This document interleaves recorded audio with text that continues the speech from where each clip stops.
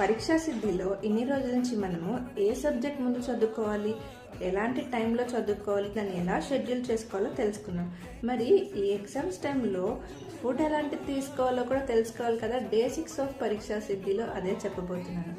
ఎగ్జామ్స్లో మీకు చదివింది గుర్తుండడం లేదు అంటే కేవలం మీరు చదివే విధానంలోనే కాదు, మీరు తీసుకునే ఫుడ్ మీద కూడా డిపెండ్ అయి ఉంటుంది. ఎగ్జామ్స్ టైంలో ఫుడ్ అనేది మీ స్టమక్ మీద మాత్రమే కాదు, మీ బ్రెయిన్కి కూడా ఫ్యూయల్ లాగా వర్క్ చేస్తుంది. మంచి ఫుడ్ ఉంటే పొట్ట లైట్గా ఉంటుంది, అలాగే బ్రెయిన్ కూడా యాక్టివ్గా వర్క్ చేస్తుంది.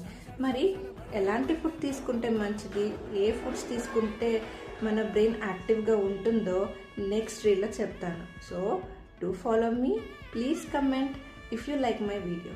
Thank you.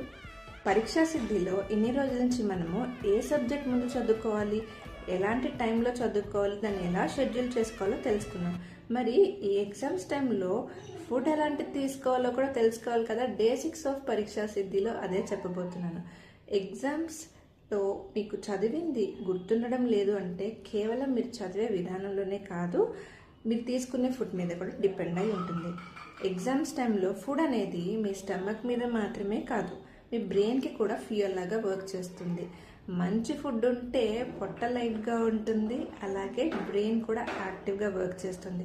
మరి ఎలాంటి ఫుడ్ తీసుకుంటే మంచిది, ఏ ఫుడ్స్ తీసుకుంటే మన బ్రెయిన్ యాక్టివ్గా ఉంటుందో నెక్స్ట్ రీల్లో చెప్తాను. So do follow me, please comment if you like my video. Thank you.